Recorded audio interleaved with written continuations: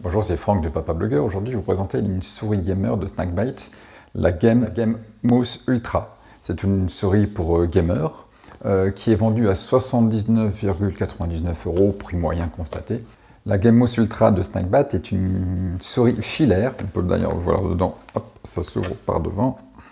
Voilà. On la retrouve dans son coffret ici, comme ça. Donc un coffret noir, assez sympa. La souris est garantie 5 ans, comme indiqué sur le dessin ici. C'est une souris pour droitier. Au niveau bouton, en plus des boutons clic gauche-droite habituels, on a deux boutons de réglage du côté gauche au niveau du pouce. On a un bouton au niveau du clic de la molette et un autre bouton pour régler les DPI juste en dessous de la molette.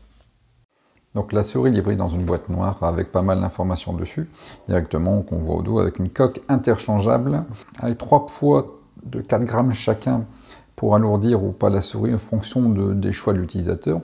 On en a aussi des LED, donc on peut personnaliser la souris grâce à un large choix de couleurs. Donc on va regarder ce qu'il y a dedans. J'avais déjà ouvert avant un peu, ah dommage. Donc, outre les papiers de garantie, hop, je vais enlever ça, ça gêne. Outre les papiers de garantie, on retrouve une notice, différentes langues, avec les caractéristiques de la souris, les différents boutons. Bon, quoi, très classique, quoi. Donc, on va s'intéresser tout de suite à la bête. Donc, voilà comment on trouve la souris une fois déballée. Donc, on peut voir les dents noires mat, un peu charbon, quoi. Ici, on trouve sur le côté gauche, donc comme je disais tout à l'heure, deux boutons qu'on peut utiliser avec le pouce. On a un bouton aussi pour les réglages des DPI, un bouton sur la manette au clic, la manette peut tourner, le clic gauche, le clic droite. Il n'y a pas de bouton à droite. Elle a une forme assez arrondie qui peut faire penser à une souris de bureau, mais quand même clairement gaming. En dessous, on retrouve plusieurs options qu'on verra tout à l'heure. On a un câble ici qui fait 1,50 m de long, branché via USB, avec un câble qui résistant. Donc ça, c'est vraiment pas mal. Donc le 1,50 m de long, c'est vraiment bien pour les ordinateurs comme type de tour de bureau ou alors ordinateur portable gaming. Donc ils ont prévu vraiment, la marque allemande a prévu assez de longueur pour pouvoir jouer sur n'importe quel support. Au niveau utilisation, la souris, elle tient bien en main.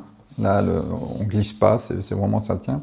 On peut la faire donc bouger facilement. Là, j'ai pas de tapis de souris, mais ça marche très bien comme ça. Clic gauche, clic droit. Donc c'est vraiment une souris pour droitier. Hein. On le voit bien au niveau des boutons, je rappelle.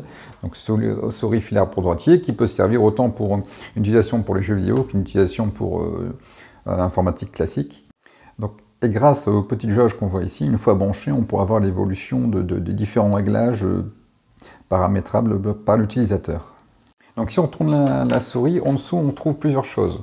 Bon, outre ici le capteur, les datas, on retrouve 3 patins qui permettent de plus ou moins faire glisser la souris sur le support, donc un tapis de souris ou un bureau directement, avec un objet pointu. Voilà, on peut l'enlever, c'est cliquer, ils sont fixés de manière magnétique sur le dessous de la souris. On a un côté plutôt mat, plastifié, je ne sais pas trop ce que c'est, et un côté métallique. Donc il suffit hop, de l'intervertir, à mon avis avec le côté, si j'intervertis, avec ce côté-là, hop, on le met ici à la place, et hop, on le met là. Et si je fais pareil avec le dessus, vous voyez, c'est facile à enlever là. Donc, et voilà, est-ce qu'on va tester? Oui, il y a un grip, quand même on le sent. Le grip est quand même différent avec le côté métallique. Et encore, j'ai pas de tapis de souris. Mais le grip, il est différent. Personnellement, je préfère l'autre sens. Donc je vais le remettre tout de suite à souhait. Donc si on reteste ici, voilà. Vous voyez, elle glisse de manière beaucoup plus fluidement. Ici en dessous, on a aussi un rond, une cavité avec 2 doigts. On peut l'enlever, on peut l'ouvrir. Et dedans, ah ben voilà, dedans, on retrouve ceci. Ceci ne sont pas des piles, puisque la souris est alimentée directement avec le branchement USB. On a 3 petits poids de 4 grammes chacun. Il suffit de pousser avec son ongle ou un instrument pointu. Voilà. Hop, on arrive à l'enlever facilement.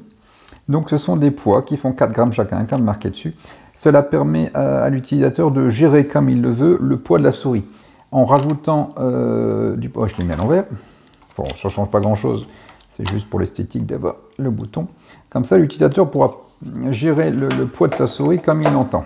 Voilà. Ensuite, on a une coque qui est vraiment, c'est sympa, cette coque est personnalisable. Alors, je ne l'ai pas essayé de l'ouvrir pour l'instant. Ah voilà. Donc, la coque est personnalisable. Donc ici, pour l'instant, on a le logo de la marque, mais on peut très bien commander directement sur le site allemand une nouvelle coque sur le site de Snakebet, avec un logo, avec un avatar, avec un dessin personnalisé. Cette option est vraiment bien pour les gamers qui veulent vraiment jouer en clan, afin d'avoir un matériel assorti à tout le monde.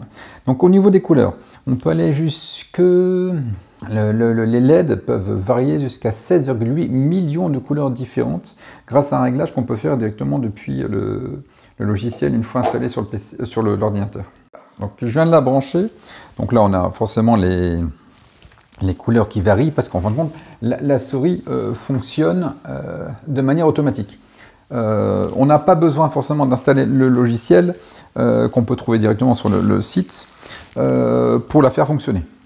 Si on veut paramétrer la souris, il va falloir forcément installer le logiciel. Là, parce que ici, il ne se passe rien. Ah, ici. Voilà, là, les jauges. Voilà, quand je clique là, on le voit bien ici. Voilà. Voilà, et là, c'est 0. Je reprends. Voilà, donc ce que je disais tout à l'heure, lorsqu'on veut définir différents paramétrages en DPI, il suffit de cliquer ici, on aura une réaction. Donc pour en venir au poids, donc elle fait environ 140 grammes, sans compter les poids de dessous, parce que si on enlève tout, donc ça fait 3 fois 4 grammes. Donc après, c'est en fonction des goûts et des couleurs de l'utilisateur. Donc pour un prix je rappelle, de 79,99 €, prix indicatif, encore une fois, cette souris gaming, la Game Mousse Ultra TM de Snakebet répond donc aux exigences élevées des joueurs en matière de performance professionnelle. Donc, personnellement, je ne vois pas de défaut apparent au niveau de cette souris, à part le fait qu'elle soit exclusivement pour droitier et qu'elle soit filaire, parce que certains joueurs ou même utilisateurs lambda préfèrent une souris sans fil. Personnellement, moi j'aime bien les deux, mais le problème d'une souris sans fil, il faut forcément la recharger régulièrement, tandis qu'avec un cas comme ça, on a directement la souris qui fonctionne grâce au câble USB.